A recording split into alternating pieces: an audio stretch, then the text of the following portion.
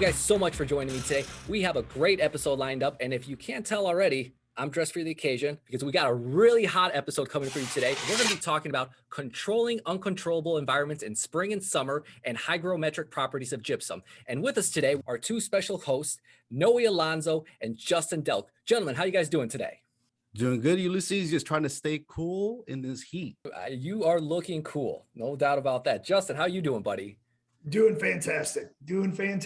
Just sitting back, getting some sun, and ready to kick off this episode. Aren't we all? And that's great because you know what? We have a lot of information to cover. So why don't we just go ahead and get this episode going? Off the Wall is brought to you by Sheetrock Brand, the unrivaled leader in drywall and joint finishing solutions. See the entire line of products at usg.com/unrivaled. On this episode, we're going to be talking about controlling uncontrollable environments in spring and summer. And who else to shed light on this subject but the one and only, the Doctor of Drywall, Dr. Jerry Wunderlich, Regional Quality Manager. Jerry, how you doing today, buddy? Hey, I'm doing great. Thanks, Ulysses. Thanks for having me. Thank you for joining us, Jerry. So we have a lot of information to cover. So let's just jump right into it. First question is, what effects do spring and summer seasons have on gypsum and joint compound?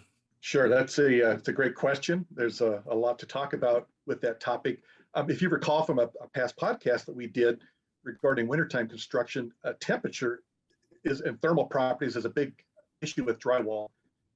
Spring and summer, it's not so much temperature concerns because the temperatures are closer to normal for drywall, which is 72 degrees in your living spaces. So it's more of a problem regarding humidity and moisture in the atmosphere. Drywall is very unique. It will absorb and it will reject moisture and humidity from itself as the atmospheric humidity changes around it. It will expand as it absorbs moisture from the atmosphere. It will shrink. It will contract as it rejects that. Stability is important for the drywall, just like the winter time we talked about. You want the temperature to be stable, so do you want the humidity to be stable in the space. Go ahead, Jerry, please name something that could happen when there is large levels of humidity in any given room. Sure. Well, the first thing that comes to mind to me, it's been an issue past several years, that's mold development. Under high moisture conditions, drywall can support mold growth, and nobody wants that. If you take water and moisture out of the equation, mold will not grow on drywall. So that's a problem. Regarding joint finishing, and most of these issues are regarding the joint finishing of the drywall. The drywall joint compounds are water-based, ready-mix compounds. They need time to dry before the following coats are applied. As they dry, they shrink. The next coat goes on and it will start to fill the joint properly. If you do not let the shrinkage fully occur, when you think you're done, the painter comes in, he does his job, the mud is still shrinking perhaps. Then you get what's called a starved joint or delayed shrinkage. That will show up as an unsatisfactory appearing joint on the surface. Screw depressions. Under high humidity, there's a slight swelling of the paper around the diameter of the screw head. Very subtle, but it's enough. It makes it look like the screw has shrunken back into the drywall, when in fact it's the paper has swollen around it. And repeated attempts to repair that don't work until you dry out the space around the drywall in the building space that you're in. It's a very frustrating issue. I've seen people try 4 and 5 times to treat it, repaint it, and it still happens again. They've got to dry the space out to get the final corrective action on that. Tape bond, the paper joint tape on joints can lose its bond if the drywall in the space is kept in a high level of moisture and humidity.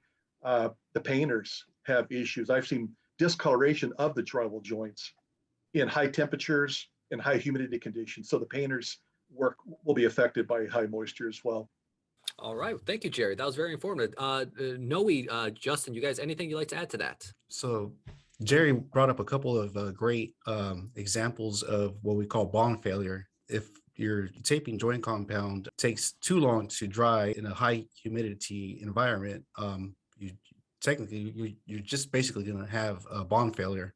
And I've gone out to some projects where you could just peel the tape right off of the wall, just because of the lack of environmental controls. And it's something that we really want to drive home is that the easiest way to avoid all of these issues is just to control the environment out on your job sites. Absolutely. And Justin, if you could feel this question, how do you, I mean, what can someone do within their power to control, the environmental aspects of where they're working?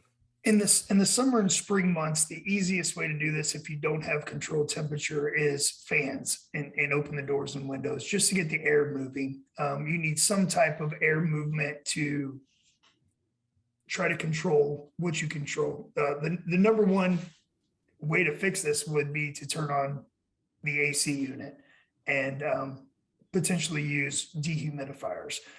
One job that I had to visit for a customer a year ago, the project was done. The windows were not in, the front doors weren't in, and they're finishing. They're on a time constraint. So the hangers are hanging, the wallboard, the sheetrock, the tapers are in, and it's finish this area, move on to the next. And the drywall mud, the joint compound was not allowed to cure or dry. So underneath the tape was still wet within the crease of the joint. It's dry on the face. So you can walk up and touch it, it's dry. So tape one day, come back, put another coat of mud on, which we call a bed coat. Come back the next day, put a finish coat on. So you've got 2 coats of mud on top of the tape that's on top of the mud that's holding it to the wall. And all that feels dry to the surface. So they sand, painter comes in and primes. Well, the board has moisture in it. The mud has moisture in it. So now you've trapped in the moisture. You've trapped the moisture in. It can't go anywhere but out the backside. The front side, it is trapped. So it takes a little bit longer for it to dry and cure out. Along with that is exactly what Jerry was saying, was the screw depressions. The board had swelled around the screws. So the contractor's trying to put more coats of mud on top of it, and it doesn't fix the issue at hand, which the building will acclimate. The building materials will acclimate back. And believe it or not, those screw depressions will go away as long as the product and the building materials have time to cure out. It's just going to take longer. And so that's where we see, some of these instances where once the building does, if the heat or the AC, the AC is turned on and sucks some of that moisture out, then you end up with your tape cracks, your edge cracks, and some of the other problems that we see, and even the cracks in the center line cracks, because as that joint starts to dry back, it pulls everything with it because it didn't have time to cure out properly. So to answer your question, controlled temperature. That is the name of the game. That is our North Star. We don't steer far from that. Anything else you'd like to add? Noe, Jerry? I'd like to add, I believe we mentioned this in a previous podcast, but it's important for the drywall contractor to take this information we're providing and communicate, inform your builder, your homeowner, whomever you're working for. Let them know if you're experiencing high atmospheric conditions, moisture at your job site, and you don't have proper HVAC operating. Let them know what can happen. We've got some great resources we can provide that you can pass along. Let them know what's at risk. If you proceed with your work, at a minimum, tell them you need more time to allow the materials to dry as they're applying the materials to the walls and ceilings. You need more time for the drying to occur, to let it dry as much as they can before the next step of the process is completed. So communication is huge. So why don't we move on, and we could take questions from someone in the field, someone who's in a position where you might find yourself in. And that's where we come to questions from the mailbag. And for today's question, we have Mr. Derek from North Carolina. And Derek asks, we're getting ready to finish a big office space and have to finish before any of the mechanicals are in. Any advice on how I can manage the humidity and heat without an HVAC system? Justin, what do you got for us, man?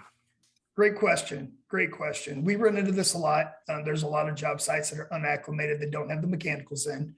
We would recommend opening up the windows and doors, putting fans in, creating some type of airflow to get air moving through there so that there's not a constant temperature that's going to cause these issues to arise with the humidity. And also, if you're in areas where you have indirect contact to moisture, we recommend using USG sheetrock brand mold soft panels. Thank you. That was very informative. Noe, anything else you'd like to add? So there is something that I do want to bring up. I get this question a lot in the field. I get a lot of tapers that ask me if there are any joint compounds that have like a moisture mitigating property. And we actually do have a product that has a unique humidity resistance. and that would be our sheetrock brand Easy Sand setting type compound. And that's something that you could use if you're in a humid and hot job site. And last but certainly not least, Jerry, anything you'd like to add? Yeah, in general, when a drywall contractor knows he's going to be going into a project where there will not be very good conditions, a lot of high humidity and moisture, high temperatures. I've mentioned before, it's good to communicate to the home builder, the homeowner, the general contractor, whomever you're working for. It's good to communicate what should be done, but keep in mind on larger jobs especially, there are construction documents that specify who's responsible for doing what, and almost every job is going to specify the general contractor is responsible for providing proper conditions, environmental conditions, whether it's electricity, lighting, fans, air conditioning, perhaps. It's always good to review the documents and say, hey, Mr. GC, did you know that I need this to be done for my job, for your job, and you're responsible for that? It's got to be worded politically correctly, but it's not always just the drywall contractor that's on the hook for providing these good job conditions. The owner, the GC, had that responsibility ultimately to work with the subcontractors to provide what they need. I'm so glad you brought that up, Jerry.